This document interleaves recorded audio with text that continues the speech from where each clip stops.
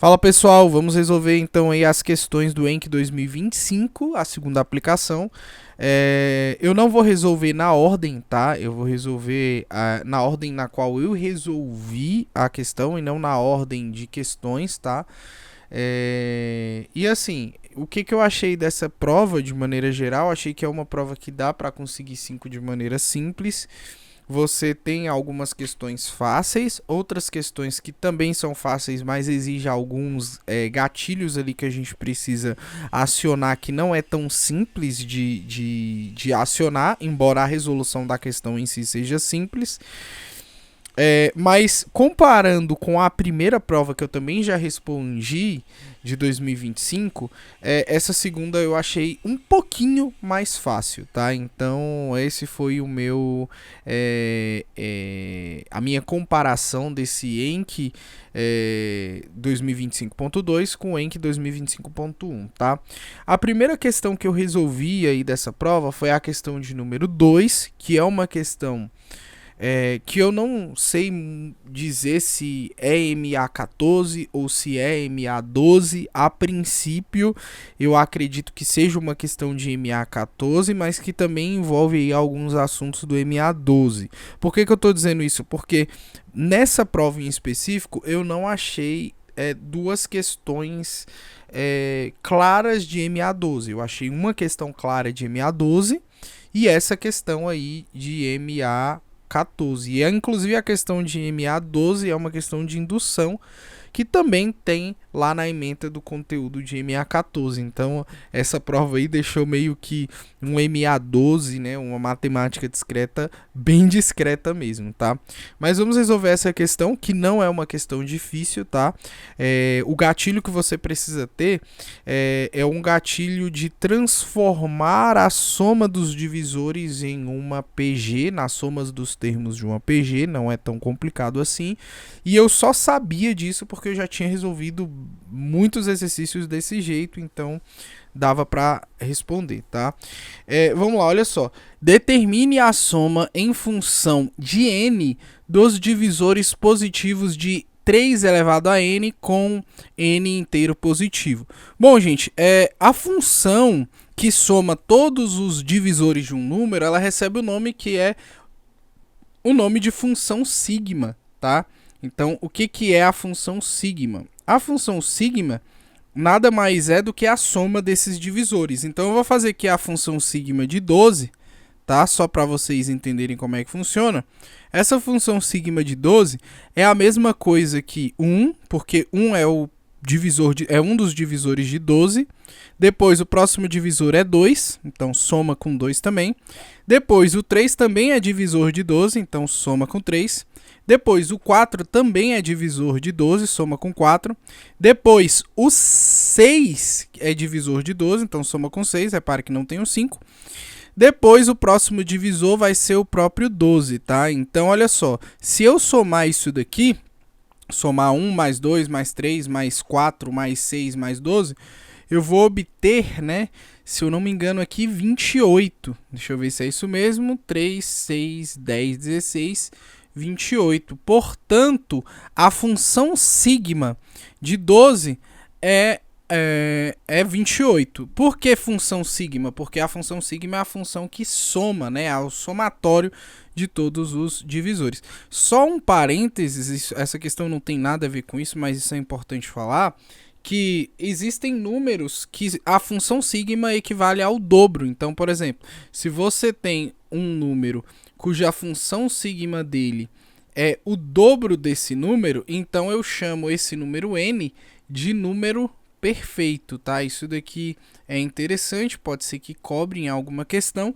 Nesse caso não está cobrando, mas é só uma informação adicional, tá bom?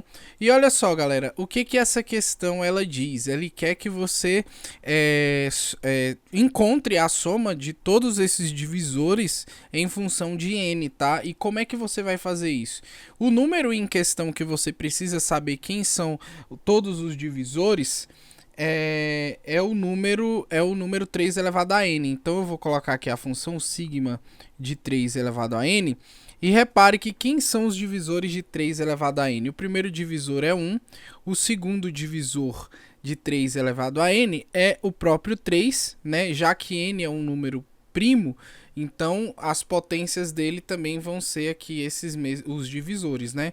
Então o próximo é o 3 elevado a 2, depois o 3 elevado a 3, depois o 3 elevado a 4, até chegar lá no 3 elevado a n, tá? Então, esse daqui são a soma de todos os divisores. E aí você pode falar, tá, Patrick, eu não sei quem é n, como é que eu vou somar tudo isso? Por isso que aqui ele quer a função, essa função, no caso, em função de n, né? Você não sabe quem é n, então você precisa descobrir. Como é que eu vou organizar isso daqui? Note que essa somatória nada mais é do que a soma dos termos de uma PG finita, dos termos de uma PG finita. Ou seja, existe uma fórmula que nós podemos usar, né, nesse tipo de situação, né? E que fórmula é essa? A fórmula é a seguinte: a fórmula da soma de todos os termos de uma PG finita é igual ao A1 vezes a razão elevado ao número de termos menos 1 sobre a razão menos 1. Essa daqui é a fórmula da soma de todos os termos, né, de uma PG finita. E aqui a gente já vai logo descobrir quem é a razão, quem é o primeiro termo e qual é o número de termos. Primeiro, o primeiro termo A1 é esse termo aqui, que é o 1. Ele é o primeiro termo, é o primeiro que vai aparecendo aí na ordem. Segunda coisa que eu quero descobrir, qual é a razão, né? Note que esses termos eles vão aparecendo na medida que eu vou multiplicando por 3, né? Então, 1 vezes 3 dá 3, 3 vezes 3 dá 3 ao quadrado, 3 ao quadrado vezes 3 dá 3 ao cubo, 3 ao cubo vezes 3 dá 3 elevado a quarto, até chegar lá no 3 elevado a n. Portanto, a razão Q disso daqui é 3, tá? Bom, então nós já sabemos quem é o primeiro termo, nós também já sabemos quem é a razão, falta aí descobrir qual é o n, né, o número de termos. E galera, olha só, o que nota no seguinte, o expoente desse primeiro 3 é 1, então daqui até o 3 elevado a n, nós temos n termos. Só que a soma não só são esses n termos, tem mais um outro termo que é esse primeiro aqui que aparece. Portanto, o número de termos dessa PG, o número de termos, ele é n mais 1, né? Esses n aqui que eu tenho, esses n últimos termos, mais esse primeiro que vai ser n mais 1 termos. Munido dessas informações, agora a gente consegue resolver aí a nossa soma dos termos de uma PG finita. E aí o que eu vou fazer? Eu vou dizer que a função sigma de 3 elevado a n é igual a o primeiro termo, que é 1, vezes a razão, que é 3, elevado ao número de termos, que é n mais 1, menos 1, que é da fórmula, sobre a razão, que é 3, menos 1.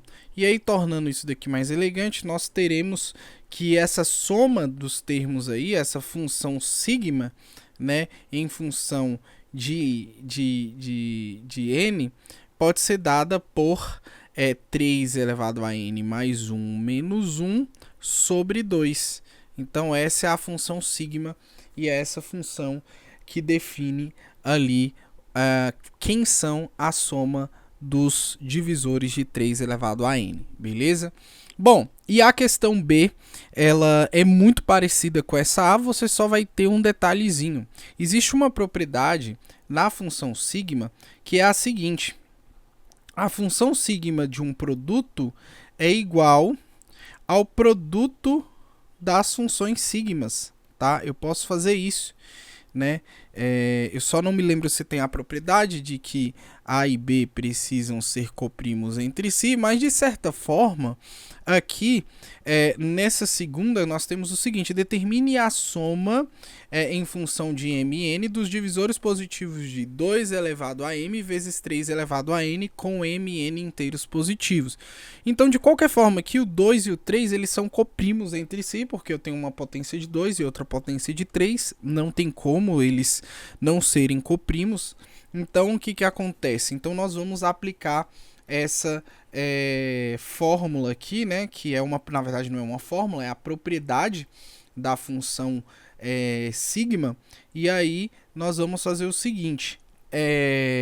A função sigma de 2 elevado a m vezes 3 elevado a n pode ser reescrita como a função sigma de 2 elevado a m vezes a função sigma de 3 elevado a n. E aí a gente consegue resolver isso daqui de uma maneira mais clara.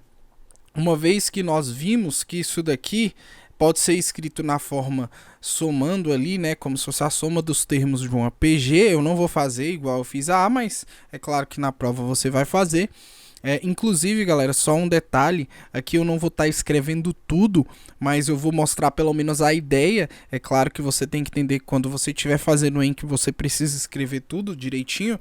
Então, nós sabemos que esse 2 elevado a m aqui vai resultar em 2 elevado a m mais 1 menos 1 sobre 1. E aqui, essa outra função sigma vai ser 3 elevado a n mais 1 menos 1 sobre 2. Isso vai resultar, né, em 2 elevado a m mais 1 menos 1 vezes 3 elevado a n mais 1 menos 1. Tudo isso sobre 2. E esse é o resultado aí da questão de número 1.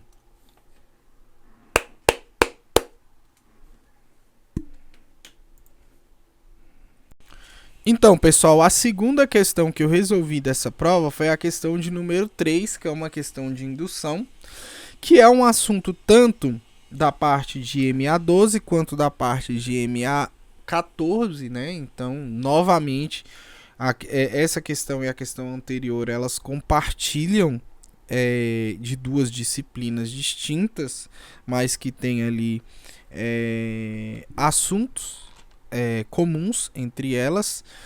E aí a gente vai resolver, gente. Primeira coisa que eu quero dizer, isso serve para toda questão, mas principalmente questão de indução, como é a questão 3, nós precisamos ler com muita atenção o enunciado, porque às vezes a gente pode dar uma travada, e isso acontece um pouco comigo, e aí eu só consigo destravar quando eu olho o enunciado, né? Então essa é uma questão muito importante porque ela carrega essa característica.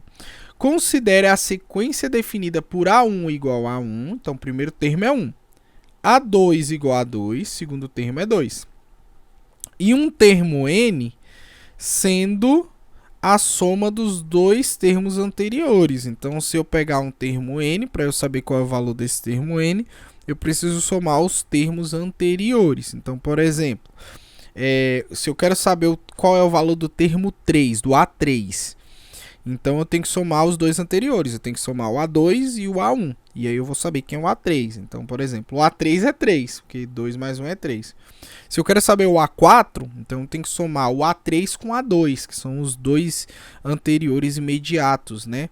Antecessores ali imediato. Então, o A4 seria 5, porque é 3 mais 2, 5.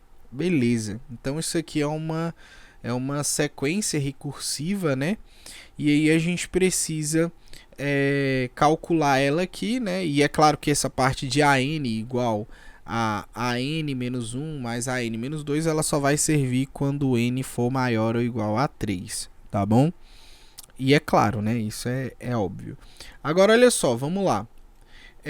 Prove por indução em N que... Então, na letra A, nós temos ali uma propriedade, uma identidade, né? Que diz o seguinte, nós temos A1 mais... Note que o próximo não é A2, é A3, né? Então, o próximo aqui seria A5, né? Vou colocar aqui só para vocês entenderem que essa sequência ela está utilizando somente os termos ímpares, né? A n sendo n ímpar. Então, o último termo ele também terá que ser um termo ímpar. Então, o último será A 2n menos 1, porque 2n é um número par, menos 1, então acaba se tornando um número ímpar. E se eu somar isso daqui, gente, eu vou chegar onde? Eu vou chegar no A2N, né, menos o 1. Então, se eu fizer isso daqui, eu vou conseguir chegar aí num número A2N menos 1. Tá? E aí o que eu preciso fazer é provar que isso daqui é verdade usando indução. Gente, indução a gente tem que lembrar de 3 passos. É a base da indução é importante. Depois, a hipótese de indução, porque é através dessa hipótese que eu vou conseguir desenvolver o terceiro passo, que é o passo indutivo. Então eu preciso resolver uma indução utilizando esses 3 passos, tá? Então vamos começar aqui pela base da indução. Como é que eu faço a base da indução? Bom, a base da indução, você vai pegar o menor valor possível para essa propriedade. E olha só, note que aqui fala o seguinte, ó, que essa propriedade, eu tenho que provar que isso vale para todo n maior ou igual a 1. Então, qual é o menor número possível que eu tenho aí dentro dessa propriedade? Se o n tem que ser maior ou igual a 1, o menor número possível é 1, né? Então, eu vou pegar isso daqui, eu vou usar o A1 para descobrir qual é o A1. Então, o A1, eu não vou somar com A3, porque eu só quero primeiro... A base, ela consiste no n igual a 1, tá? Então, eu vou pegar só o A1. É igual. Então, aqui, ó, eu vou fazer o seguinte. A2 vezes n, como eu quero que n seja 1, então é 2 vezes 1 menos 1. E aí, logo, você pode dar uma travada aí, e aí você vai recorrer ao enunciado. Por quê? Olha só, vamos só deixar isso aqui mais bonito. A1 igual 2 vezes 1 é 2, igual a 2 menos 1. A gente precisa ver se isso daqui é verdade.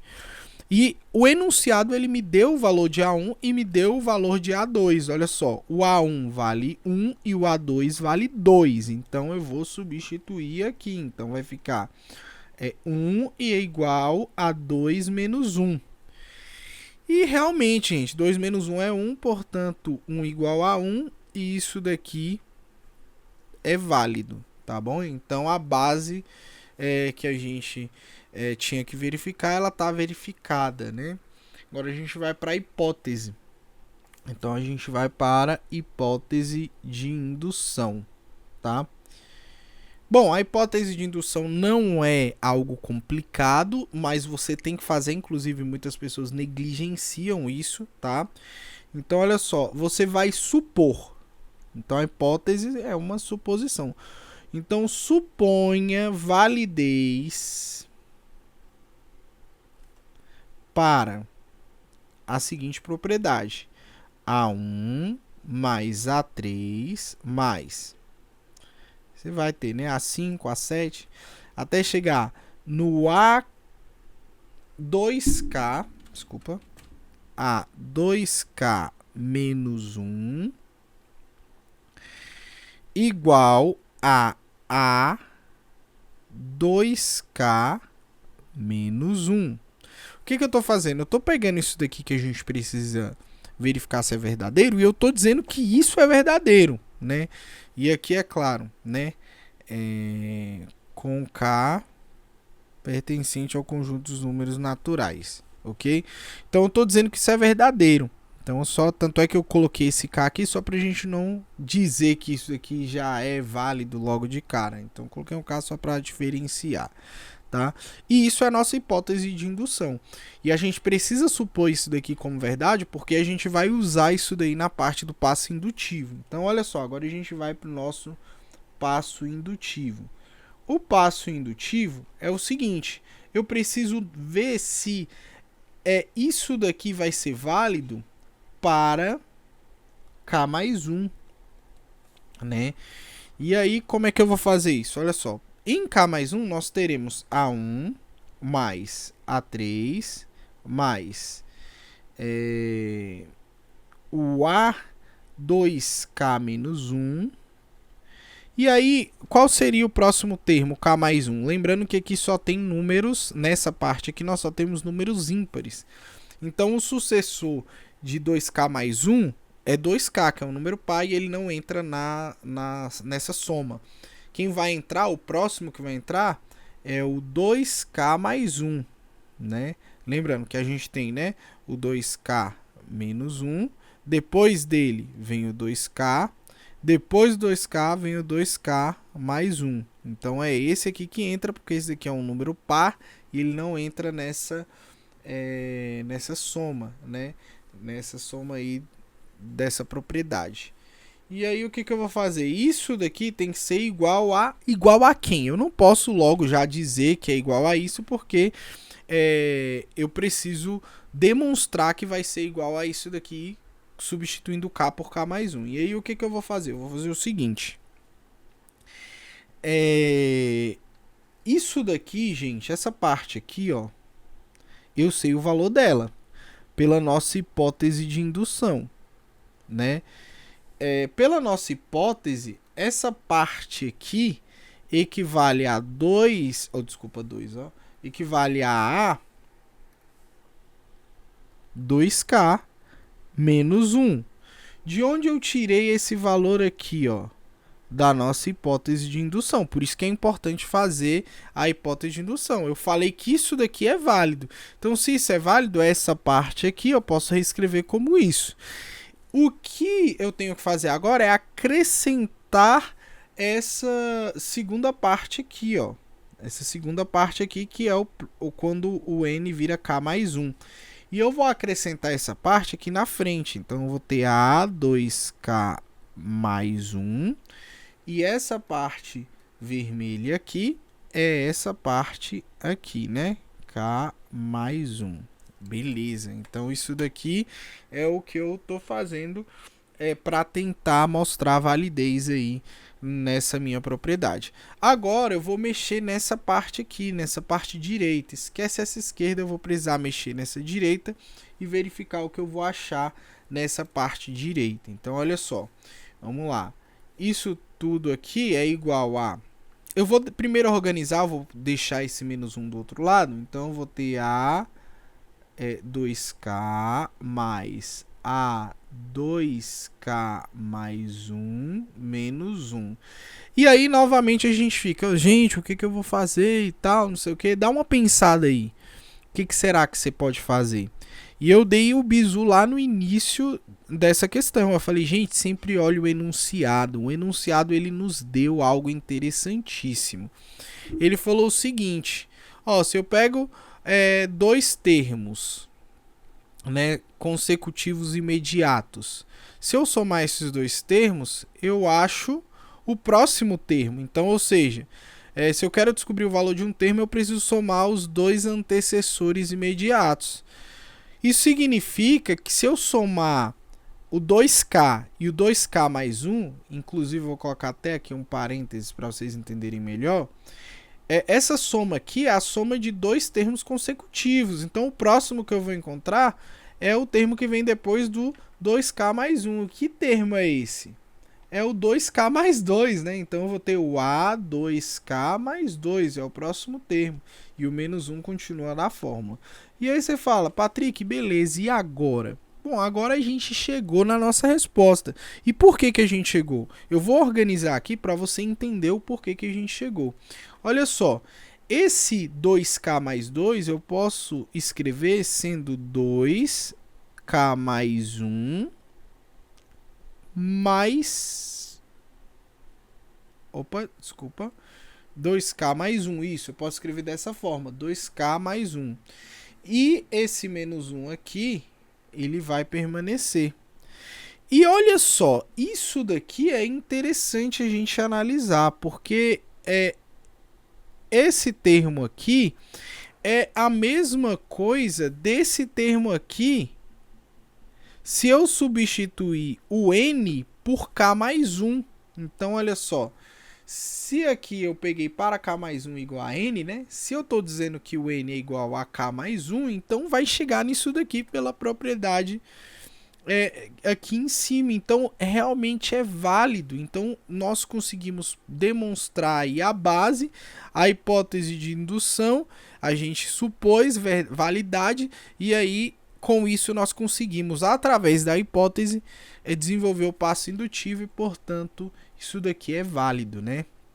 Então, é assim que se resolve essa indução. Nem toda indução se resolve assim, tá? Vai depender muito da indução que você vai ter, mas é importante que você saiba que você vai sempre passar ali pela base, pela hipótese, pelo passo indutivo. Isso daqui é essencial que você saiba, tá? Bom, e a letra B aí é muito parecido, né? Muito parecido. O que nós temos aqui na letra B, e eu vou tentar fazê-la com certa agilidade, uma vez que vocês já, creio que vocês entenderam aí a letra A. A letra B nós temos a seguinte propriedade: A1 ao quadrado mais A2 ao quadrado. Note que aqui não tem mais aquela condição, né, de ser soma só de números ímpares. Então, de números ímpares não, de termos ímpares. Então aqui seria o A3 ao quadrado. E aí até a gente chegar no AN ao quadrado. Isso daqui, gente, tá dizendo lá na propriedade do enunciado que isso aqui é igual a AN vezes o AN mais 1 menos 1.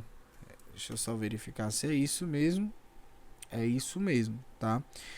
Então a gente vai fazer a nossa base da indução e agora já dá para fazer de maneira mais rápida, só para vocês pegarem a manha. Então a base toma n igual a 1. Então aqui nós teremos A1 ao quadrado igual a A1 vezes A1 mais 1 menos 1. E aí vamos só organizar isso daqui para ficar mais bonito. A1 ao quadrado igual ao A1. Aqui 1 mais 1 dá 2, então vezes o A2 menos 1. Gente, bom, aqui a gente já sabe que A1 é 1 e A2 é 2, então a gente substitui. Então a gente vai ter o seguinte: 1 ao quadrado igual a 1 vezes 2 menos 1. E isso é igual a 1 igual a 1. Isso equivale a 1 igual a 1, no caso, né? Não é igual, equivale. Então a nossa indução e a nossa base da indução está demonstrada para n igual a 1. Professor, por que você pega n? É sempre n igual a 1? Depende do enunciado, né? Aqui, olha só, nós temos que para todo n maior ou igual a 1, então o menor valor é 1. Então essa base aqui você vai pegar sempre o menor valor, tá? Agora a gente vai fazer a nossa hipótese de indução, que é tão importante quanto os demais passos, porque sem ela a gente não consegue desenvolver o passo indutivo. Então suponha verdade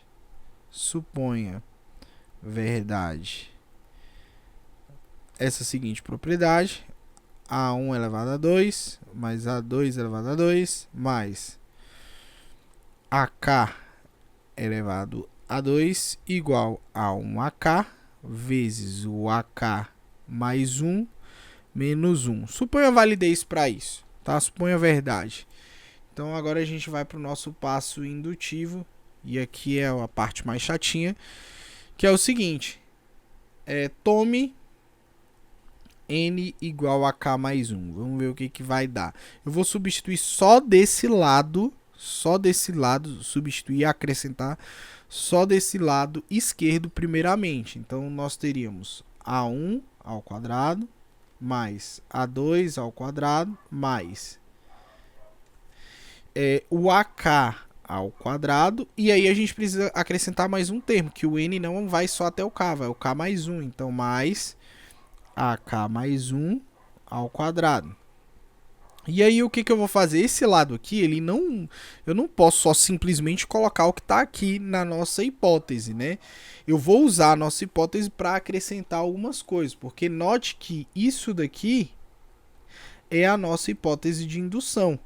Então aqui, nessa parte, eu vou acrescentar a hipótese de indução, que está ali, que está verdadeira, que a gente supôs verdade, no caso. E aí essa hipótese seria AK vezes AK mais 1 menos 1, né?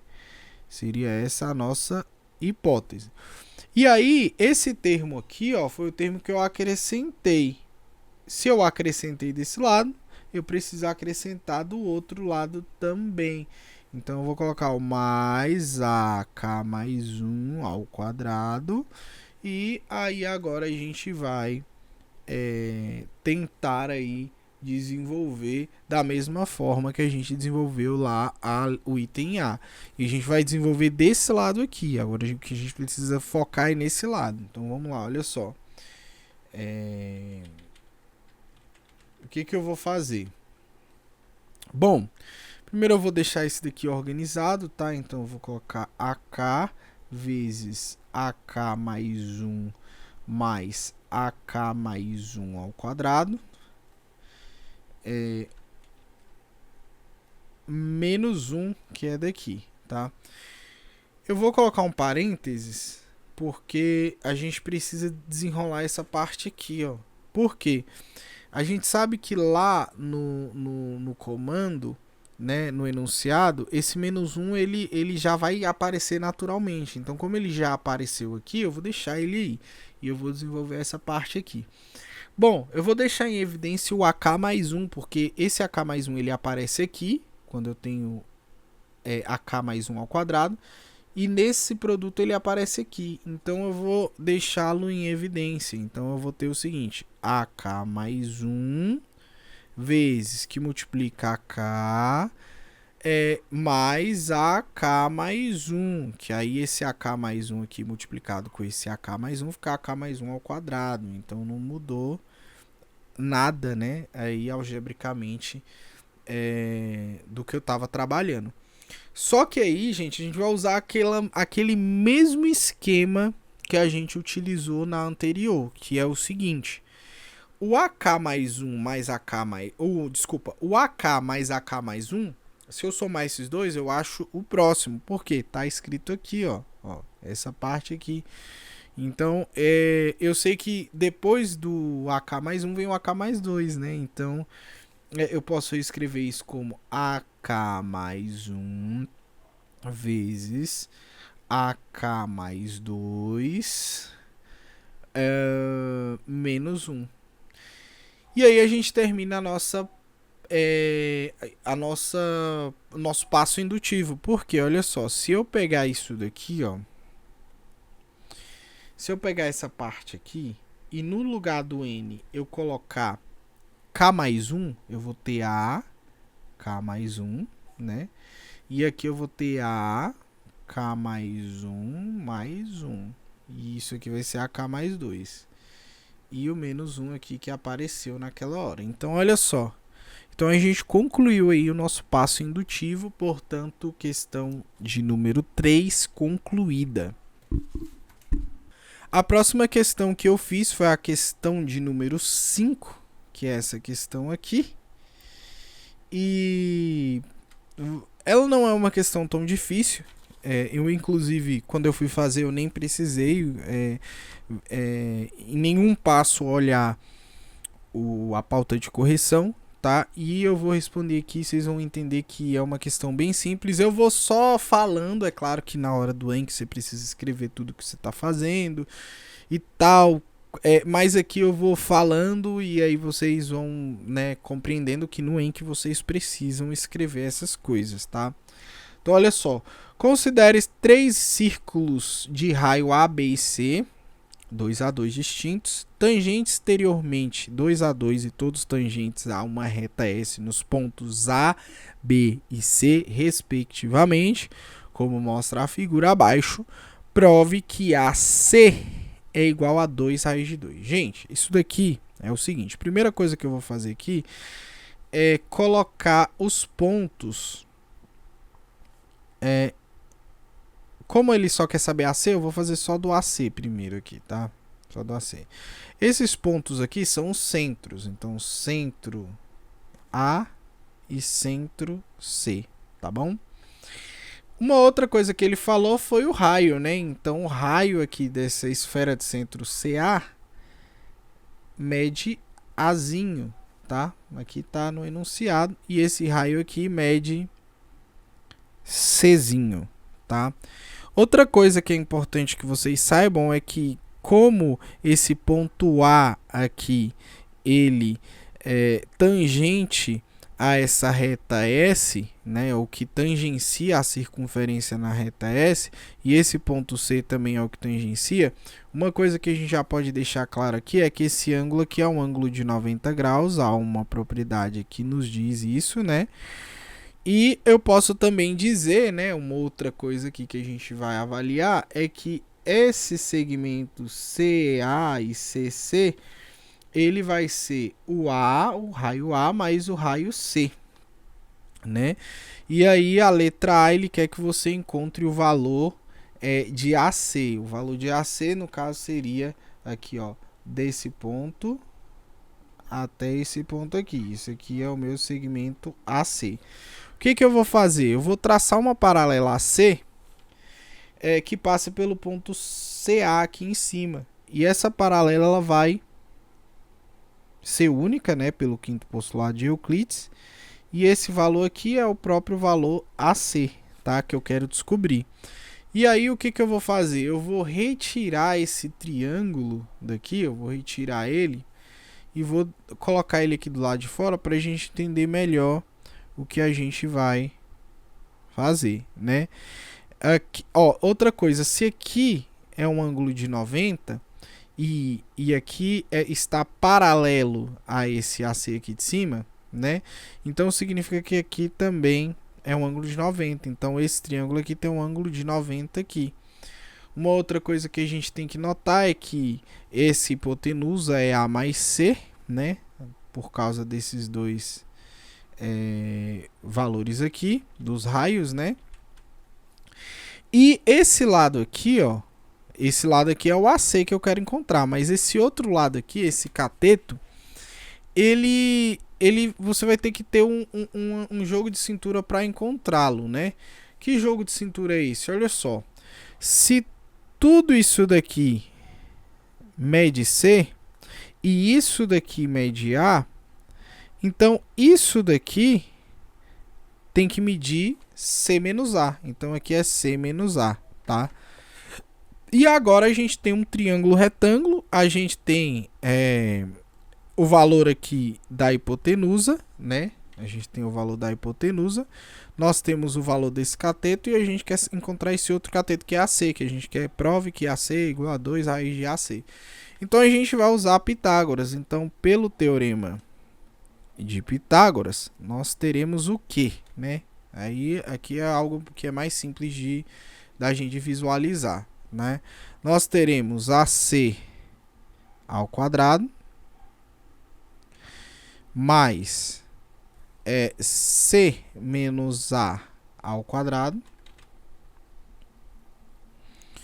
igual a mais C ao quadrado. Lembrando que A mais C é hipotenusa, por isso que está isolado, tá? Bom, vamos resolver isso daqui. Então nós teremos aqui, ó, AC ao quadrado. Isso daqui é o produto da diferença, né? Então nós vamos ter C ao quadrado menos 2AC mais A ao quadrado. Aqui nós teremos A ao quadrado mais 2AC mais C ao quadrado, tá?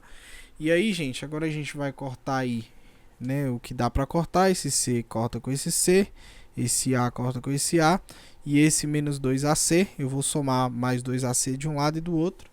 Então, nós teremos aqui, ó, AC ao quadrado é igual a 4AC, né? Em outras palavras, esse menos 2AC foi para lá negativo. E aí, gente, o que eu vou fazer agora? Agora tá fácil, né? Essa potência vai raiz, então AC é igual a raiz quadrada de 4AC. Isso daqui é igual a raiz quadrada de 4 vezes a raiz quadrada de AC, que é igual a 2 vezes a raiz quadrada de AC. E com isso a gente encontra o que a gente estava querendo aqui nessa letra A, né? A gente provou que AC, o segmento AC equivale a 2 vezes a raiz quadrada do raio A vezes o raio C, né? É isso. E, gente, a B é exatamente igual a A. Só que aí você vai ter que fazer isso duas vezes. Inclusive aqui na pauta de correção é até engraçado porque a A vale 0,50 e a B vale 0,25. Então, tipo assim, você tem que fazer até o dobro do que você fez na B, mas aí você já vai justificar, né? Analogamente, a letra A, você vai fazer aqui, ó, deixa eu só mostrar para vocês como é que isso vai ser feito. Você tem aqui uma reta S, você tem aqui o CA aqui, o centro A, aqui você tem um ponto A, deixa eu só colocar esse A minúsculo, então aqui você tem o CA, aqui você tem tangenciando a circunferência de centro CA, você tem uma outra circunferência de centro CB, e aqui o ponto B maiúsculo, que é a tangente. Você vai fazer exatamente do mesmo jeito, tá? Você vai traçar aqui, ó, esse aqui é o A, esse aqui é o B, daqui para cá nós temos o A e o B. Você vai pegar esse segmento e você vai traçar um segmento paralelo passando aqui pelo centro do ponto B. Como isso daqui é 90, isso aqui é 90, você vai tirar o triângulo aqui para fora. E aí esse triângulo aqui, ó, aqui é 90, aqui é AB, aqui essa parte aqui de cima é A mais B, e essa parte aqui da lateral você vai ter que fazer aquela subtração. Se tudo isso daqui é A e isso aqui é B, então significa que isso daqui é A menos B. Tá? E aí você vai aplicar Pitágoras exatamente do mesmo jeito. Você vai achar que AB é igual a 2 raiz de AB, e você vai achar que e você vai achar que BC é igual a 2 raiz de BC aqui, né? Então, isso daqui você vai encontrar na letra B, tá? Eu não vou me alongar porque é exatamente análogo a letra A, tá? E aí na letra C, gente, a letra C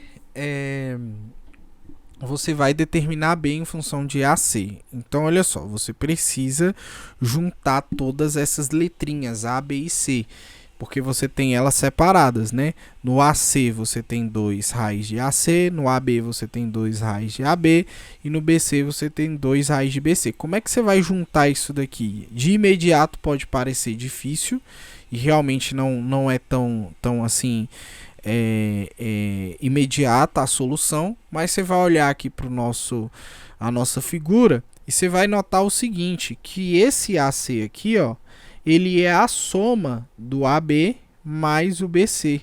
E aí, porque se você fizer isso, você vai estar relacionando essas três letrinhas aí que apareceu, né? E que você precisa delas. Então, olha só, o que acontece. Como eu sei que AC é igual a AB mais mais BC, você vai fazer o seguinte, você vai só substituir. Então o AC é 2 raiz de AC, o AB é 2 raiz de AB e o BC é 2 raiz de BC. E aí, é claro, você vai resolvendo isso daqui e tal, né? Só fazer aqui de um jeito para você ver como é simples, não é tão complicado. Você vai deixar o 2 em evidência. Aqui fica B mais BC. Você corta esse com esse, portanto, você vai ter que raiz de AC é igual a raiz de AB mais a raiz de BC. E aí você precisa, aqui já está em função, só que você tem que deixar isso daqui mais bonito e isolar o B, já que você quer em função de B, né? E aí como é que eu vou fazer isso? Gente, eu vou primeiro elevar todo mundo a 2, elevar ao quadrado dos dois lados. Então, para elevar ao quadrado dos dois lados, aqui, se eu elevar aqui ao quadrado, e elevar aqui ao quadrado, aqui corta, então eu vou ter AC. Aqui eu vou ter que fazer, né, o produto notável. Então eu vou ter esse primeiro ao quadrado vai ser AB, né? Quando eu elevar ele ao quadrado vai ficar AB. O segundo ao quadrado vai ser BC. E aí o dobro do primeiro vezes o segundo, aí a gente tem que tomar o cuidado com o seguinte, porque quando eu multiplicar a raiz de AB vezes a raiz de BC, esse B ele sai, porque ele é comum dos dois lados, então vai ficar B ao quadrado, como é uma raiz quadrada, corta e ele sai, então o B sai. Só que como o A só tem desse lado e o C só tem desse lado, eles vão continuar dentro da raiz, tá? AC. Agora, o B, como, ó, a lógica é o seguinte, você quer deixar tudo em função de B. Ó, o enunciado fala, determine B em função de A e C. Na verdade, você quer deixar o B sozinho, isolado. Então, como o B ele aparece aqui, deixa ele em evidência.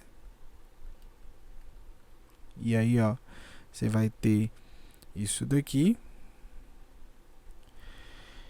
E aí você lembra que o B tem que ficar sozinho, você pega tudo isso daqui que está no parênteses, joga para o outro lado, então eu vou ter que B é igual a AC sobre A mais B mais 2 raiz de AC. Com isso a gente deixou aí o B em função de AC. Essa daqui é a função aí que determina, essa daqui é a equação que determina aí o B em função de A e C, tá? Então é isso, tá, gente?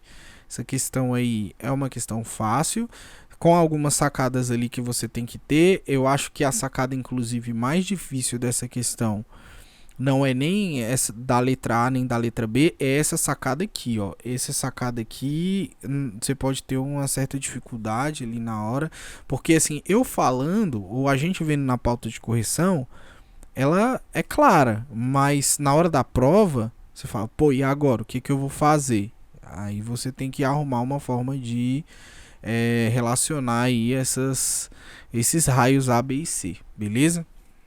A próxima questão que eu resolvi foi a questão de número 7. Não é uma questão complicada, é uma questão simples também de resolver. Questão de teorema chinês dos restos. Eu vou torcer para cair no meu ENC. Meu ENC é agora, em março de 2026. Eu vou torcer que caia uma questão de teorema chinês dos restos para eu ter ali um ponto garantido. E eu estou dizendo isso porque costuma cair bastante teorema chinês dos restos. Então eu estou ali torcendo que caia, tá? Bom, teorema chinês dos restos é algoritmo puro, tá? E aí a gente precisa entender aqui algumas coisas. 3 satélites artificiais orbitam a Terra e serão recalibrados sempre que passarem simultaneamente pelo meridiano de Greenwich. Seus ciclos orbitais são, então, do primeiro satélite, ele completa a órbita a cada 7 horas e ele passou por Greenwich 2 horas do dia 0, né? E o satélite B completa a órbita a cada 11 horas, ele passou por Greenwich às 3 horas do dia 0. E o satélite C, ele orbita a órbita a cada 10 horas, ele passou por Greenwich às 4 horas do dia 0. Determine o primeiro instante em horas, após o dia 0, né, claro, em que os satélites serão recalibrados. Então tem que saber depois de quantas horas, né, ou melhor, o primeiro instante, na verdade, porque de horas em horas, né, depois de alguns tempos, esses satélites eles poderão ser recalibrados, né, a partir dessa hora 0 do dia 0. Mas eu quero saber a primeira hora que eu posso recalibrar ele, tá? Então eu tenho que reduzir isso aí ao menor valor possível, tá? Bom, e como é que eu faço isso? Eu vou primeiramente montar aí o meu sistema de congruências, né? Teorema chinês dos restos se resolve por sistemas de congruência. A princípio a gente não sabe que é uma questão de teorema chinês dos restos, mas a gente já entende que isso daqui é um sistema de congruência. Sendo um sistema de congruência, a gente vai ter que usar consequentemente o teorema chinês dos restos. Então, primeiro vamos montar o sistema. Nós temos que T é congruente a 2 módulo 7. Por quê? Porque o satélite A, ele passa de 7 7 horas, então ele é um múltiplo de 7, só que ele deixou o resto 2. Então T deixa resto 2 na divisão por 7, né? O segundo satélite aqui é o T congruente a 3 módulo 11, tá? 3 módulo 11, pelo mesmo motivo, né? O T deixa resto 3 na divisão por 11. E o terceiro satélite é T congruente a 4 módulo 10. E aí a gente tem aqui o nosso sisteminha de congruência e a gente vai resolver usando o teorema chinês dos restos. Beleza, e aí a primeira coisa que eu quero que vocês encontrem, gente, é o seguinte. Não é encontrar, na verdade, é definir, né? A primeira coisa do teorema chinês do resto, na verdade, esses 3 passos de encontrar alguma coisa, eles são passos que são independentes. Você pode fazer na ordem que você achar melhor, né?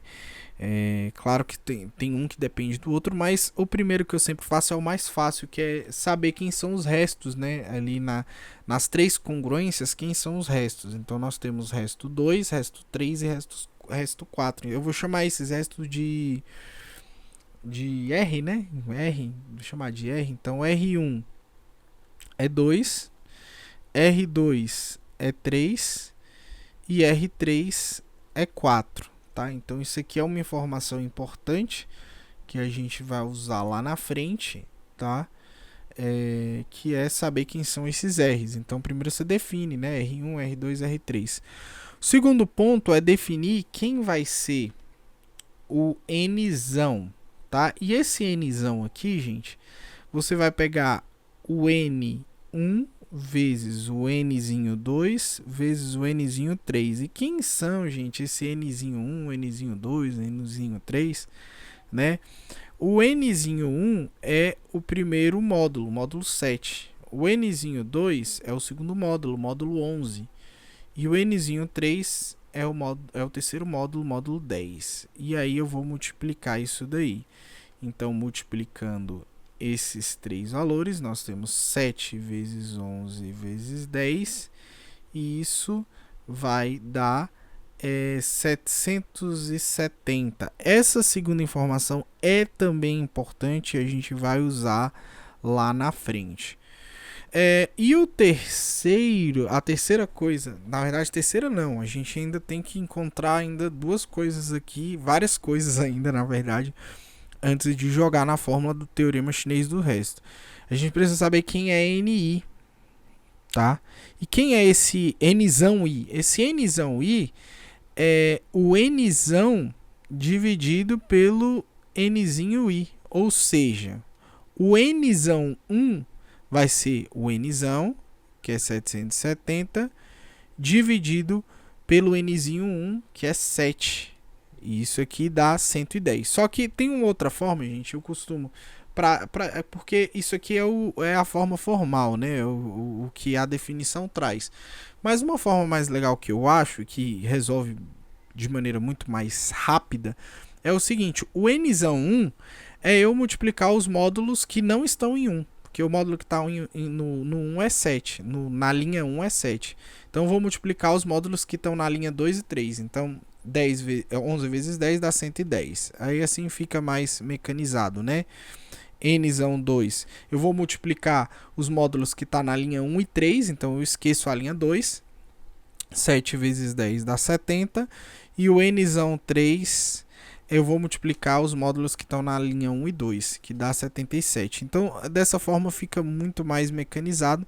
E isso aqui também é outra informação muito importante. Quem é esse Nzão 1, Nzão 2, Nzão 3? Acabou por aí? Não, porque agora que vem a parte mais, digamos, complicada de teorema chinês dos restos, que é achar quem é o Y1, quem é o Y2 e quem é o Y3. Gente, esse índice aqui, ele se refere a linha, tá? Então a linha dali da congruência que eu tô calculando. Então o y1 tá se referindo a essa primeira linha, y2 a segunda linha. Acho que vocês perceberam isso, tá? Agora, quem é esse y1, y2, y3? Ele é o inverso, tá, gente? É tipo assim, ó. O yi pode estar em qualquer linha, vezes o nzão i, ele tem que ser congruente a 1 módulo nzinho i, tá? Então isso daqui tem que ser verdade, e se você tá calculando isso, você vai encontrar os três valores ali. Então o y1 vezes o nzão 1, o nzão 1 é 110, então vezes 110, ele tem que ser congruente a 1 módulo o nzinho 1, que é 7, que é o módulo ali que a gente está trabalhando na primeira linha. E aí, olha só, primeira coisa que eu vou fazer é o seguinte, esse 110 eu vou reduzir a módulo 7, então o y eu vou manter, e 110 reduzido a módulo 7 é o resto que deixa, então 110 dividido para 7 deixa resto 5, é isso? Deixa resto 5, isso, deixa resto 5, congruente a 1, módulo 7. Agora, o que e sempre tem que ser congruente a 1, tá, gente? Isso aqui é claro, poderia ser congruente a 8, por exemplo, aí o 8, módulo 7 é congruente a 1, poderia ser congruente a, sei lá, 16 não, 15, né, também, mas enfim. A grande questão é o seguinte, qual número eu coloco aqui no y1 que ao multiplicar com 5, deixa resto 1 na divisão por 7? Existem vários números, como eu disse, né? Pode ser o 15, deixa resto 1, tem outros números aí. Mas o 15, por exemplo, se eu pegar o 3 aqui, 3 vezes 5 dá 15. 15 deixa resto 1 na divisão por 7. Então aqui, uma das respostas possíveis de y1 é 3. E aí 3 vezes 5 dá 15, 15 deixa resto 1. Então isso daqui é importantíssimo, tá, gente? A gente também vai usar. Tudo isso que eu estou desenhando nessa nuvenzinha aí, a gente vai usar lá na frente. Então y1 é 3. O y2 você vai fazer do mesmo jeito. y2 vezes o nzão 2, que é 70, tem que ser congruente a 1 módulo 11, né? Módulo 11. Isso aqui implica que eu vou reduzir aqui o 70 módulo 11. Isso daqui, né? Quanto é que deixa 70? Qual é o resto que deixa 70 na divisão por 11, né? 70 dividido por 11 deixa resto quanto? Deixa resto 4. Então aqui vai ser 4, congruente a 1 módulo 11. E aí você precisa saber qual número você coloca aqui, que vai dar resto 1 na divisão por 11. Se você olhar bem esse número que você vai colocar, é o número 3 também. Um deles é o número 3. Ah, desculpa, gente, eu coloquei aqui y1, mas é y2, tá? Mas note que no y2 também, se você colocar 3, dá certo. Professor, mas eu coloquei outro número. Não coloquei 3 e deu certo. Não tem problema. É claro que você vai buscar sempre o menor, que é mais fácil de fazer cálculo. Então, olha só.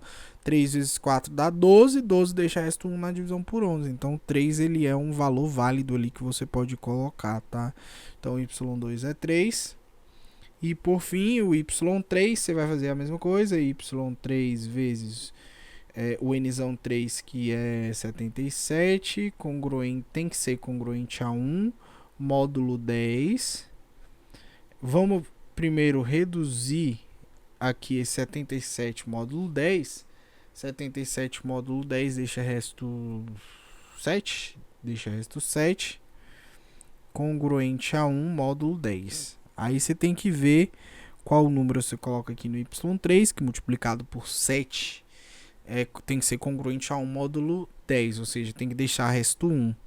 E esse número também pode ser 3, tá? Então, y3 igual a 3. E aí, olha só, o que acontece? 3 vezes 7, 21. 21 é congruente a 1 módulo 10. Então, a gente encontrou aí o nosso y1, y2, y3. Ambos são 3, né? E aí, gente, olha só que bonito. Agora a gente vai para o gran finale, né? O gran finale é o seguinte: tem uma formulazinha que você vai misturar todos esses ingredientes que você encontrou aí no teorema chinês dos restos, que é esse daqui, ó, x igual o x. No caso, eu não estou encontrando o x, né? Desculpa. O valor que eu quero encontrar aqui é o valor de t, não de x, é de t. Então, isso tudo vai ser t igual a... Você vai ter o resto 1 vezes o nzão 1 vezes o y1, mais o resto 2 vezes o nzão 2 vezes o y2, mais o resto 3 vezes o nzão 3 vezes o resto 3, tá?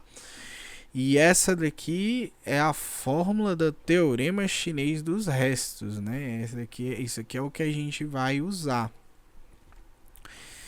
E, gente, olha só, agora é só substituir, não tem muito segredo não. O R1 é 2, né? Deixa eu só dar uma olhada lá. O R1 a gente definiu lá no iniciozinho que é 2. Então isso daqui é 2, vezes o nzão é 110 e o y é 3. O Rzão 2 é 3, é isso? Deixa eu ver. É 3, isso. Então o Rzão 2 é 3, vezes o nzão 2, que é 70, vezes o y2, que também é 3.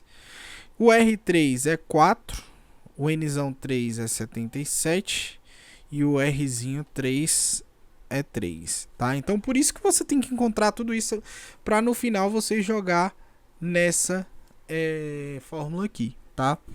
Que é a fórmula do teorema chinês dos restos. Gente, fazendo essa multiplicação, esses produtos e depois somando, eu vou achar que T é igual a 22 não, a 2214, tá? 2214. E agora, pessoal, a gente não terminou a questão porque esse 2214 é uma resposta. É uma resposta. Na verdade, é uma resposta não, desculpa. Isso daí a gente vai jogar numa congruência. Que congruência é essa? Ó, eu tô dizendo que T é igual a 2214, mas isso daqui é módulo nzão, tá? Então agora eu jogo isso daqui no módulo nzão. Então basicamente o que você vai fazer agora? Você vai pegar o seu t módulo nzão e vai jogar nisso aqui, né? E esse t módulo nzão, né? O nzão a gente já descobriu também lá no início, né? O nzão a gente descobriu aqui, ó, que era 770. Então nós vamos ter 2214 módulo 770. Pergunta é, dá para reduzir isso daqui? Dá, né? Porque 2214 é maior do que 170, então vai deixar algum resto. E aí o resto que isso vai deixar, então é 2214 é congruente a 674, que é o resto que deixa, no módulo 770, tá? Isso significa dizer que existe, eu vou transformar isso daqui agora numa equação, isso aqui existe o seguinte, é um t que é igual aos 770 vezes um número k, mais o resto 674, que foi o menor ali que a gente encontrou. E é importante reduzir porque a questão ela fala o seguinte, aqui em cima, ela fala que determine o primeiro instante t, então eu preciso reduzir isso daqui. E, gente, esse k, ele é inteiro, com k pertencente ao conjunto dos números inteiros. Por que eu estou dizendo isso? Porque, tipo assim, ele não pode ser negativo, porque senão eu vou ter um tempo negativo e isso não serve, né? Passa a valer a recalibragem a partir do ponto zero. Isso aqui foi dito na questão, ó, em horas após o dia zero. Então significa que esse t aí, ele precisa, né, ser maior ou igual a zero. Então, t ele precisa ser maior ou igual a zero. A gente sabe que ele tem que ser maior que zero, né? Porque no instante zero eles não estão calibrados. Então, qual é o menor valor aqui inteiro que eu coloco no K que eu tenho essa recalibragem? O maior valor inteiro que eu coloco é zero. Então, eu teria aqui 770 vezes 0 mais 674. Isso daqui anula. Então, o tempo t de recalibragem é de 674. Esse daqui é o primeiro instante, a primeira recalibrada ali que ele pode dar. Só para você entender essa parte. Eu posso pegar, por exemplo, o K igual a, sei lá, igual a 2, por exemplo, igual a 1, né? Eu posso pegar o K igual a 1. E aí K igual a 1, 770 vezes 1, mais 774, vai dar um valor que também é um outro tempo na qual pode ser recalibrado, mas não é o primeiro, porque o primeiro vai acontecer quando esse K ele for 0, tá? Então, essa é a questão de teorema chinês dos restos que caiu aí no ENC de 2025. Bom, gente, a próxima questão que eu resolvi foi a questão de número 4. Essa questão aí é uma questão também de aritmética, tá? E não é uma questão tão difícil, é uma questão ali que dá para fazer de maneira bem simples. Vamos então resolver aqui a letra A. Olha, sejam M e N pertencente ao conjunto dos naturais e A pertencente ao conjunto dos números inteiros, mostre que 3 divide A elevado a M menos A elevado a N nos seguintes casos. Então, na letra A, M e N são ambos pares. Então, olha só, se eles são pares, gente, vamos fazer o seguinte, né? Nós temos M sendo 2Q, tá? Porque é um número par.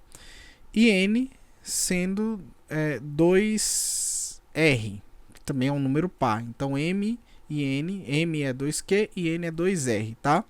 Porque ele está dizendo que são pares. Então, se eles são pares, a gente vai desenvolver aqui e verificar se realmente o 3 divide A elevado a M e A elevado a N nessa divisão aí. Bom, gente, o que eu vou fazer, e eu acho que é a maneira mais simples de resolver, é usando congruência, tá? A aritmética usa-se bastante congruência. Então, eu vou fazer o seguinte, olha só. Quando eu dividir, né, um número A, por exemplo, se eu dividir um número A por 3, eu tenho 3 possíveis restos. Então, ó, A dividido por 3 deixa 3 possíveis restos. Que restos são esses? Resto 0, que é quando divide, né? Quando A é um múltiplo de 3. Deixa resto 1 ou deixa resto 2. São essas as únicas opções. Porque aí se deixasse resto 3, então eu posso agrupar esse resto e aí dividiria por 3.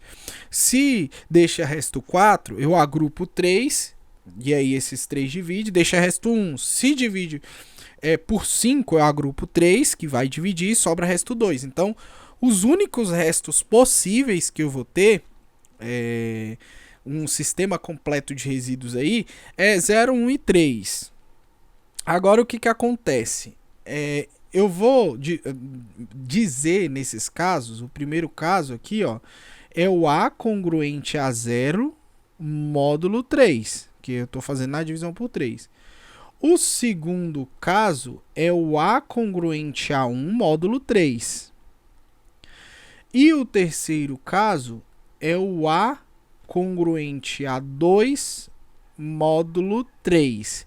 E em questões assim, principalmente quando você tem essa divisão por 3, uma coisa interessante que é importante fazer é você transformar esse 2 em menos 1, porque seria também a mesma coisa. Isso aqui implica que A é congruente a menos 1 na divisão módulo 3, né? Seria o mesmo resultado. E aí eu vou usar isso, eu vou usar isso e eu vou usar isso daqui, tá? Então, lembrando que eu vou ter que fazer 3 casos. Como lá em cima a gente definiu que M e N são números par, então nós vamos fazer o seguinte. Se A, no primeiro caso, então ó, no primeiro caso, se A é congruente a 0 módulo 3, que seria o primeiro caso, ou seja, ele é um divisor, isso implica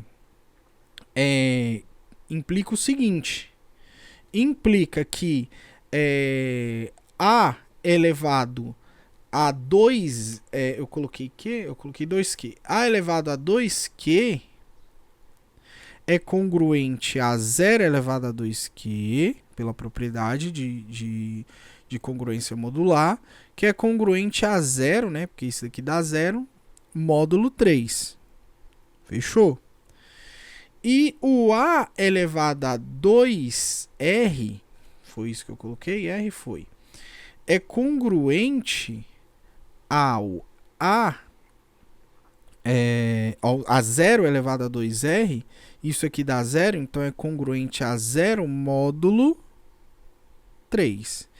Isso significa dizer que se o A elevado a 2Q é congruente a 0 módulo 3 e o A elevado a 2R é congruente a 0 módulo 3, se ambos são congruentes a 0 módulo 3, eu posso dizer que o A elevado a 2Q, ele é congruente ao A elevado a 2R no módulo 3. É isso que eu estou dizendo. Porque se o A elevado a 2Q é congruente a 0 e o A elevado a 2R é congruente a 0, então, se esse é congruente a 0 e esse é congruente a 0, no módulo 3, então um é congruente ao outro, né? Então, os dois são congruentes. E isso aqui implica o seguinte, que o A elevado a 2Q, e a gente vai pegar, você sabe que você pode somar, subtrair numa congruência modular, então você vai subtrair aqui menos A elevado a 2R, para assumir com esse A elevado a 2R, e aí você tem que colocar do outro lado a congruência. Então eu vou pegar, na verdade, em outras palavras, eu estou pegando o A elevado a 2R e passando para o outro lado, né? Então eu vou ter o A elevado a 2R congruente, como isso daqui vai sumir, aqui vai ficar 0, módulo 3. Só que lembrando que a gente definiu lá no início que M e N, M é 2Q e N é 2R, né? Então, esse 2Q e esse 2R eu vou substituir por M e N. Então, eu vou ter que A elevado a M menos A elevado a N é congruente a 0 módulo 3. E, gente, isso daqui tem uma cara interessante, que é o seguinte. O que significa A elevado a M menos A elevado a N congruente a 0 módulo 3? O que significa isso daqui? Isso daqui significa o seguinte, que se eu dividir o A elevado a M menos o A elevado a N por 3, eu vou deixar resto 0, ou seja, é divisível. Então, no final, isso daqui significa que 3 divide A elevado a M menos A elevado a N. Então, no primeiro caso é válido. E o que você vai fazer no segundo e no terceiro caso? A mesma coisa. E você vai ver que é só uma caminhada, é um percurso que a gente vai fazer, mas é o mesmo percurso, é cíclico, tá? Então, no segundo caso, no segundo caso, nós vamos ter o seguinte. A ideia lá do segundo caso é que o A deixe resto 1 no módulo 3. Então, ó, o A deixar resto 1 no módulo 3 significa o seguinte, que se eu elevar aqui, né, a 2Q e aqui a 2Q, eu vou manter a congruência. Então, ó, o A elevado a 2Q, só um detalhe, é 2Q mesmo, A elevado a 2Q congruente a 1 elevado a 2Q, isso aqui é congruente, como isso aqui é um número par, e 1 elevado a qualquer coisa é 1, então isso é congruente a 1 módulo 3. E de modo que, se eu pegar esse A e elevar a 2R, então eu vou ter que elevar o 1 a 2R, e isso aqui tem que ser, isso aqui vai dar 1 também, é congruente a 1 módulo 3.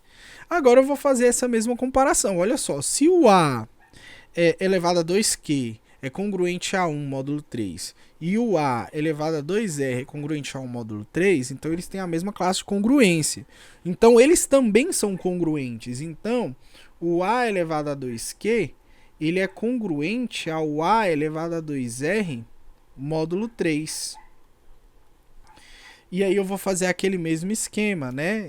De maneira que bem preguiçosa. O A elevado a 2R eu vou passar para o outro lado. Então eu vou ter menos A elevado a 2R. E aqui não fica ninguém, fica 0. E aí olha só. O que significa isso daqui, né? Isso daqui, gente, significa o seguinte. Que eu posso substituir esse 2Q e 2R por MN, como eu havia colocado lá. E esse A elevado a M vezes A elevado a N congruente a 0 módulo 3 significa que o 3, como está deixando o resto 0, então isso aqui significa que o 3 divide o A elevado a M menos o A elevado a N, né? Então o segundo caso aí comprovado. O primeiro e o segundo caso, gente, vocês viram que são análogos. E o terceiro também, tá, gente? Então, o terceiro caso a gente vai fazer do mesmo jeito, tá? A gente vai resolver ali da mesma forma e vocês vão entender que é algo bem simples e que não tem muito problema, tá? Então, olha só, vamos lá. No terceiro caso, você vai ter o seguinte. Você vai ter lá no terceiro caso que o A ele é congruente a 2 módulo 3, que seria o resto 2, né? Mas aí você sabe que esse 2 ele pode ser reescrito como congruente a menos 1 módulo 3. Por que é importante você fazer isso? Isso aqui é importante por um motivo em específico. É muito mais fácil, na verdade aqui vai ser, você precisa desenvolver da seguinte forma. Quando você eleva um 1 ou menos 1 a um número lá em cima, ainda mais que você define se esse número é par ou ímpar, você tem uma solução já meio que padrão. Então, se você tentar fazer nessa classe aqui, pode ser que você não consiga, né? Eu não tentei, mas é possível que você não consiga. Aqui o jogo vai ficar bem mais claro. Então, o que você vai fazer? Olha só. Você vai fazer o seguinte. Se eu elevar aqui a 2Q e aqui a 2Q, nós teremos que A elevado a 2Q é congruente a 1, a menos 1 no caso, né? Elevado a 2Q. Que isso daqui, gente, como esse número é pai, eu estou elevando o menos 1 a um número pai, isso aqui vai dar um número 1, né? Módulo 3. Então, isso aqui é congruente a 1 módulo 3. A mesma coisa no 2R, então A elevado a 2R congruente a menos 1 elevado a 2R. Isso aqui também vai dar 1 módulo 3. Quando você comparar, você vai comparar aí, né? Você vai comparar e você vai notar o seguinte, olha só. Você vai notar que o A elevado a 2Q, ele é congruente ao A elevado a 2R módulo 3.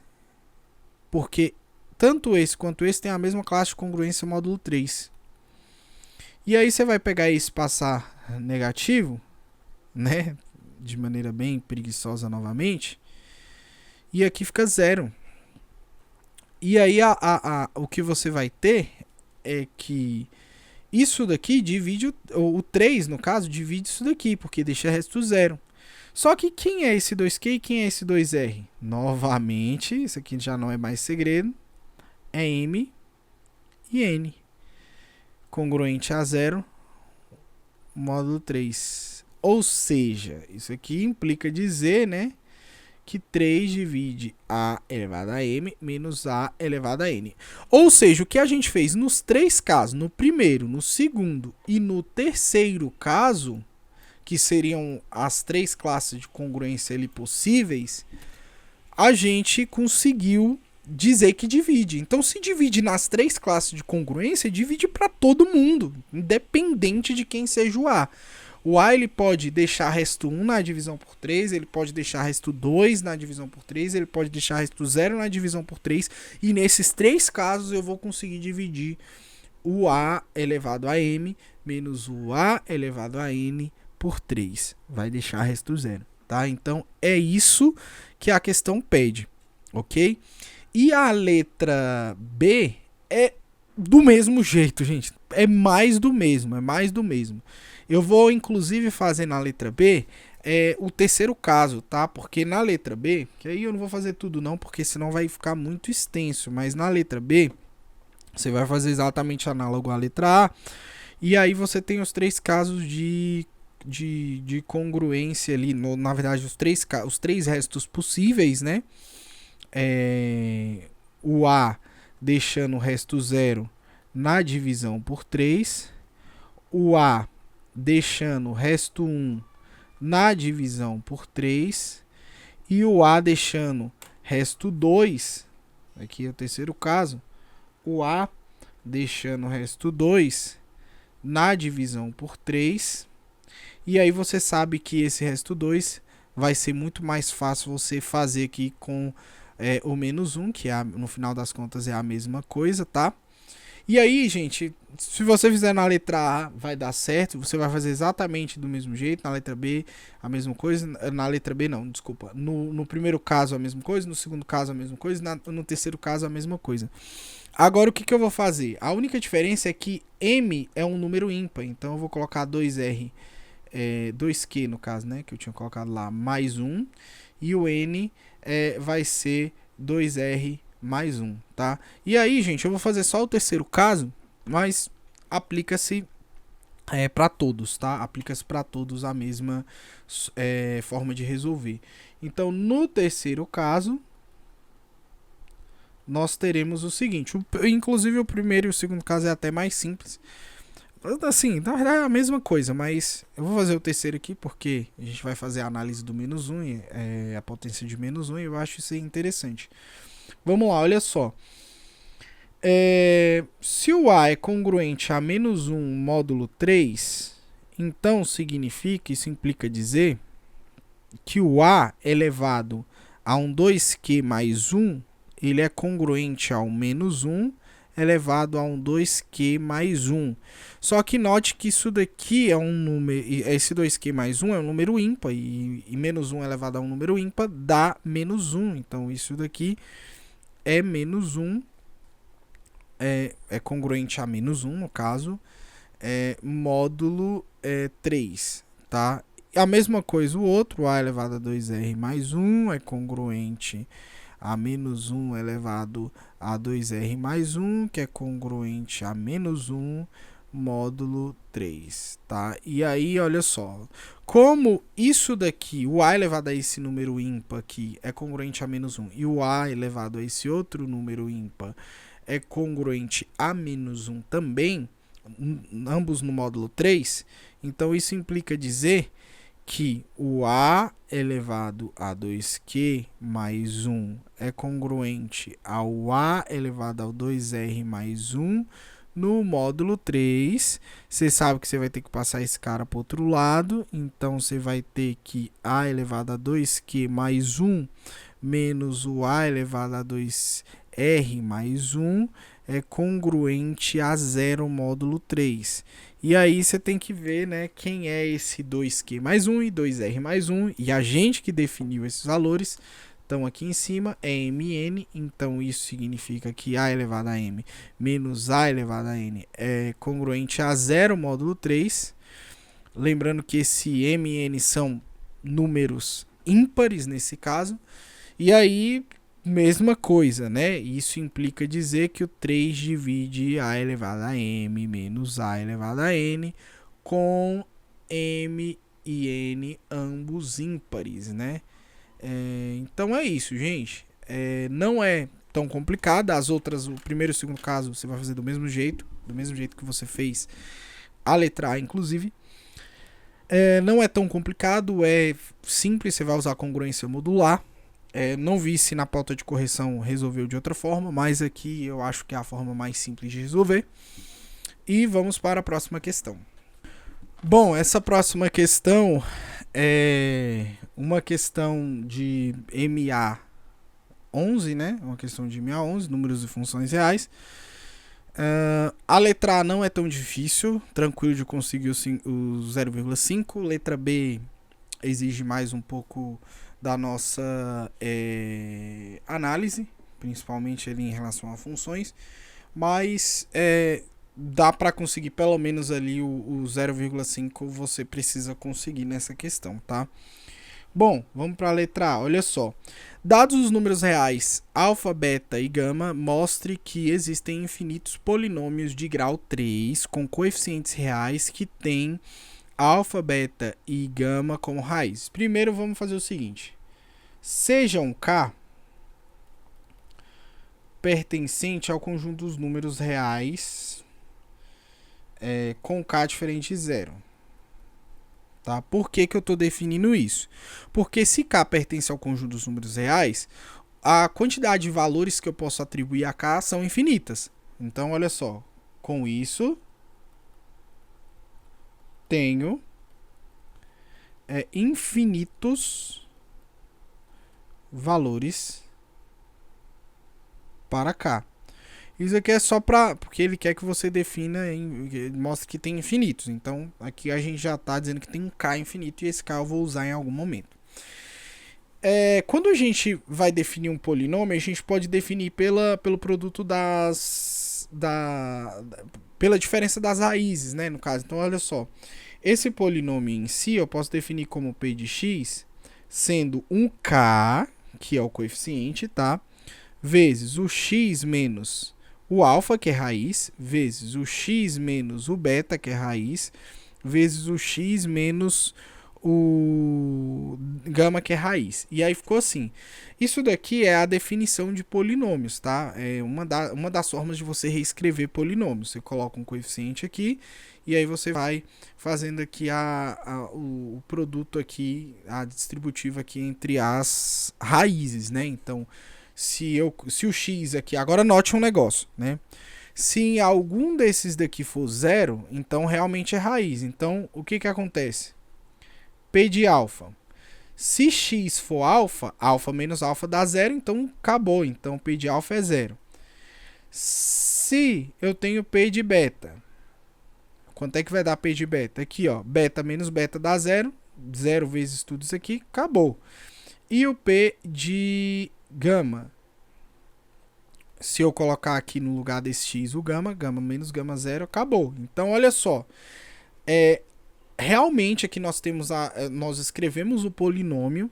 É um polinômio de grau 3, porque o x aqui na distributiva, na hora que você fizer, vai ser elevado a 3. Como o k é diferente de zero, então realmente é um polinômio de grau 3. E tem um detalhe.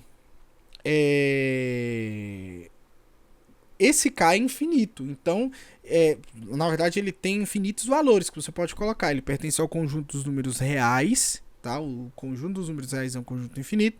A gente está eliminando o zero, é claro, para manter ali um polinômio de grau 3, mas aí você está dizendo que esse polinômio aqui é um polinômio de grau 3, com alfa, beta e gama sendo raízes e com infinitas maneiras de ser reescritos, e essas infinitas maneiras é por causa desse K. Então, você vai usar nessa questão essa forma de escrever um polinômio, tá? Esse daí é a letra A. Já na letra B, e essa questão eu tive dificuldade, eu tive que ver a pauta de correção, eu tive que ver os vídeos, porque realmente é mais complicada. Ela fala o seguinte... Olha só, encontre um polinômio P de x de grau 3, tal que P de 1, P de 3, P de 4 seja igual a 8 e P de 2 seja igual a 16. A primeira coisa que assim, facilitaria muito, mas muito mesmo meu trabalho é se o P de 1, P de 3 e P de 4 fossem as raízes, né? Mas não são raízes. Eu estou dizendo que o P de 1, P de 3 e P de 4 equivale a 8. Então não são raízes. Então o que eu preciso fazer aqui nessa questão é justamente escrever um terceiro, um segundo polinômio, na qual o P de x subtraído de 8, aí sim vai ter como 1, 3 e 4 raízes, né? Então, olha só, primeira coisa, note que P de 1, P de 3 e P de 4 dão 8. Portanto, 1, 3 e 4 no P de x não é raiz. Mas eu posso fazer o seguinte: logo, existe um segundo polinômio, né, que é um polinômio Q de x, na qual o P de x menos o 8, nesse caso, o 1, o 3 e o 4 serão raízes. Então, nesse segundo polinômio, que é o polinômio Q de x, o 1, o 3 e o 4, eles são raízes, tá? E aí, o que eu vou fazer?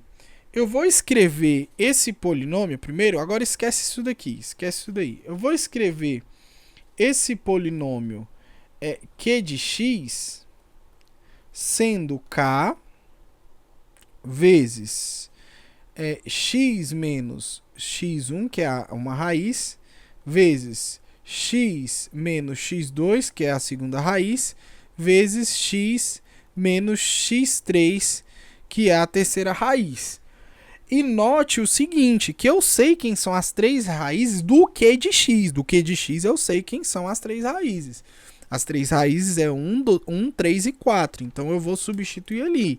Portanto, nós teremos aqui, ó, que o Q de x ele é igual a k vezes x menos 1 vezes x menos 3 vezes x menos 4. Isso daqui eu sei disso, tá? Então o Q de x é isso.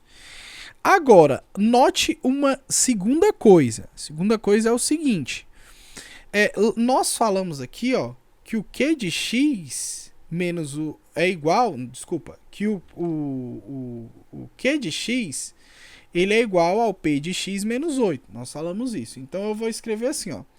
Se o Q de x é igual ao P de x menos 8, então significa que o P de x é igual ao Q de x mais 8.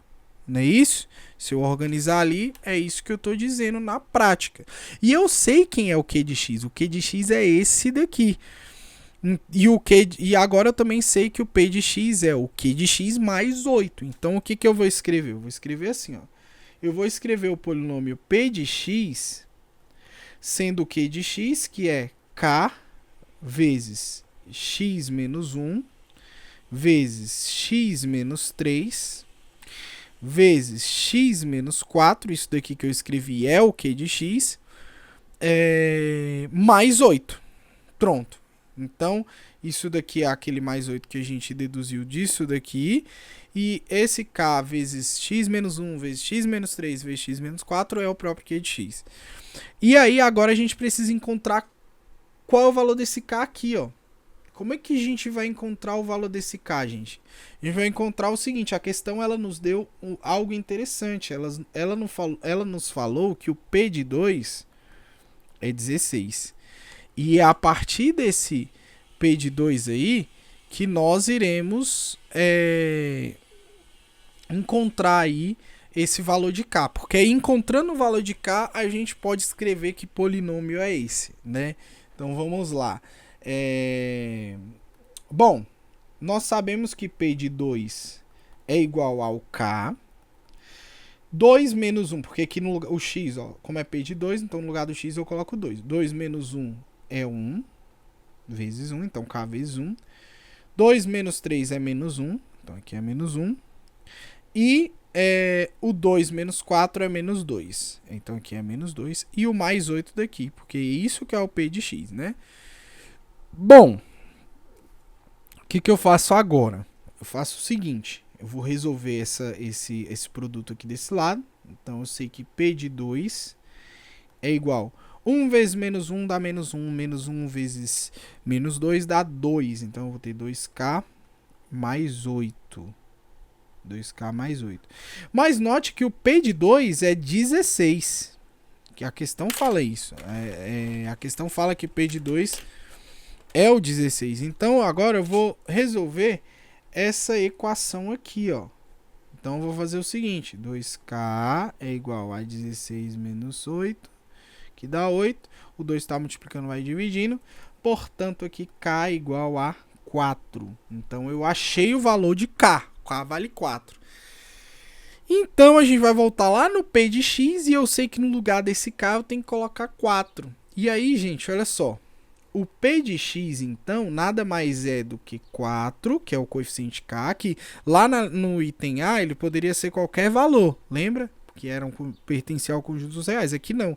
Como a gente está definindo aqui as coisas, então o k tem que ser 4. Igual x menos, ou vezes x menos 1, vezes x menos 3, vezes x menos 4, mais 8. E aí, gente, aqui você vai fazer o seguinte, você vai resolver essa distributiva aqui, você vai multiplicar, eu não vou fazer aqui para não perder tempo, mas quando você fizer, o valor que você vai encontrar ali é 4x ao cubo menos 32x ao quadrado mais 76x menos 40, tá? Se você resolver aí, eu não vou fazer para não perder muito tempo. É claro que durante o ENC você não pode errar essas continhas aí, que são continhas bobas, né? Você não pode errar, você tem que fazer com muito cuidado. E esse vai ser o polinômio que você vai encontrar, tá? E essa daí é a letra B, né? Letra A e letra B, resolvendo aí a questão 8. Então, questão 8 que eu achei dessa questão, letra A tem que fazer os 0,5 pontos. Letra B, mais difícil de fazer, mas também dá pra gente tentar lá na prova se sobrar um tempo, caso você trave nessa questão. Se você conseguir resolver, não travar, melhor ainda, beleza? Uma outra condição que eu tenho que anotar, além dessa de x menor que 1, é que x ele também precisa ser maior que 1 meio. Por que ele precisa ser maior que 1 meio, gente? Porque se aqui por acaso for 1 meio, então 2 vezes 1 meio dá 0, né? E aí não pode ser, né? Então ele não pode ser 1 meio. E se por acaso isso daqui for menor que 1 meio, o que vai acontecer? Se esse x for menor que 1 meio, esse valor aqui vai dar negativo. Não pode dar negativo, ele tem que dar positivo. Então, ele tem que ser maior que 1 meio, ele não pode ser menor. Que aí, se isso aqui der negativo, independente do valor que está aqui, essa condição aqui já não vai existir, né? Então, as duas condições que eu tenho é essa. Portanto, o x ele tem que ser maior que 1 meio e menor que 1. E aí, novamente, ainda assim, continua valendo aquela condição de x ser maior que menos raiz de 73, né? Porque o que acontece? Se a gente colocar aqui a menos raiz de 73, a raiz de 73, ele tem que ser maior que a raiz de 73, né? Desculpa. Então ele tem que ser maior que a raiz de menos 73. E realmente isso aqui ainda tá dentro daquela condição. Então a letra A, portanto, verdadeira, tá? Portanto, é verdadeiro. Bom, a letra B, ela é um pouquinho mais complicada, mas nem tanto.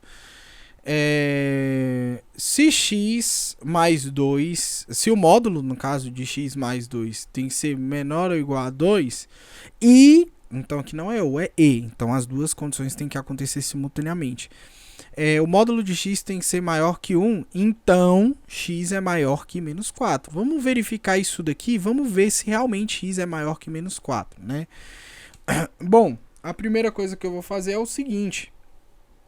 O módulo de x é menos 2 menor ou igual a 2, ele implica no seguinte, que ou o x, ele é, no caso ou não, né? Isso daqui implica que o x mais 2, ele tem que ser maior ou igual a menos 2, porque, né, se for isso dá certo ali, porque é um módulo, ou menor ou igual a 2. Aí sim, a gente tem essa condição aí, ok? E isso daqui, no caso, isso aqui que eu acabei de escrever, isso daqui é a mesma coisa que x ser maior ou igual a menos 4 e menor que 0, tá? É isso, porque aí se eu, né, pegar esse 2 e jogar para lá, vai ficar menos 4. Se eu pegar esse 2 e jogar para lá, vai ficar 0. Agora, isso daqui tem que acontecer simultaneamente com isso daqui, ó. Certo? E nisso daqui nós temos duas opções. Ou isso daqui implica ou x é maior que 1, ou x é menor que menos 1. Aí sim vai ser maior, se ele for menor que menos 1. E aí, onde está o BO disso daqui? O BO disso daqui está no seguinte. Repare que a primeira condição, vou desenhar aqui, ó, a primeira condição diz o seguinte, que você tem bolinha fechada no menos 4 e bolinha fechada no 0, e tudo isso daqui vale. Isso aqui é a primeira condição. A segunda condição, você tem o seguinte, você tem maior que 1, então bolinha aberta aqui no 1, e para cá vale, e você tem o menos 1 aqui, bolinha aberta, e para cá vale. Menos 1. Beleza. Isso aqui vale. E aí, olha só. O que a questão diz é que o erro dessa questão é sutil, tá? Ela é falsa por uma sutileza. Tá dizendo que x ele tem que ser maior que menos 4. Aí você pega aqui, aí você fala, pô, mas x maior que menos 4 vale aqui, ó, nas duas. Que são só esse intervalo aqui, ó, ele vale. Só que o erro é porque o certo seria x maior ou igual a menos 4. E aí sim seria vale. E ainda você teria que limitar aqui nessa bolinha aberta. X maior que, ou igual a menos 4 e x menor que menos 1. Aí sim, aí você teria a resposta ideal, né? Mas o que ele dá é que x é maior que menos 4, ou seja, ele tá deixando a bolinha do menos 4 aberta, e não é aberta, é fechada, né? Pelo que nós calculamos aqui, ó, x ele tem que ser maior ou igual a menos 4, maior ou igual, né? Portanto, a letra B, ela é falsa, tá? Pessoal, essa questão eu tive mais assim um pouquinho de dificuldade, né? Não foi uma questão que eu achei fácil, embora ela seja uma questão fácil ali na prova, eu acho que eu teria errado essa questão ou acertado parcialmente. Mas enfim, é uma questão aí que a gente resolveu e espero que se cair uma parecida eu saiba responder. Bom, vamos fazer aqui essa questão 1, que eu também achei difícil, tá? Não achei fácil, achei complicada. Mas enfim, tem gente que achou fácil e a vida é assim, né? Alguns acham fáceis, outros acham difícil, enfim. O que acontece? Olha só.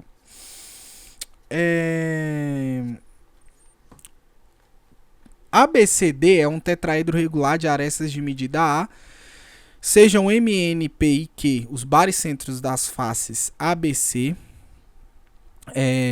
DBC, DCA e DAB, respectivamente. Determine a medida da aresta do tetraedro regular MNPQ em função de A. Tá, gente, como é que eu fiz essa daqui?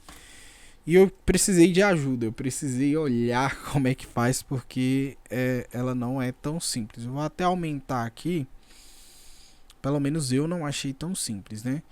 Bom, a primeira coisa que eu vou fazer é o seguinte. Como esse Q aqui, ele é baricentro do triângulo ADB, eu vou traçar a mediatriz e, obviamente, essa mediatriz vai passar pelo ponto Q, né? Esse ponto aqui eu vou chamar de ponto R. Então, divide aqui em duas partes iguais, uma vez que é mediatriz. Bom, a mesma coisa eu vou fazer do R até o C. Então, do R até o C, eu vou traçar outra. E como M é baricentro do triângulo ABC, então aqui também vai passar pela mediatriz, tá? Então esse M pertence ao segmento RC. Bom, eu vou tirar esse triângulo para fora e aí vocês vão notar o seguinte. O triângulo RDC,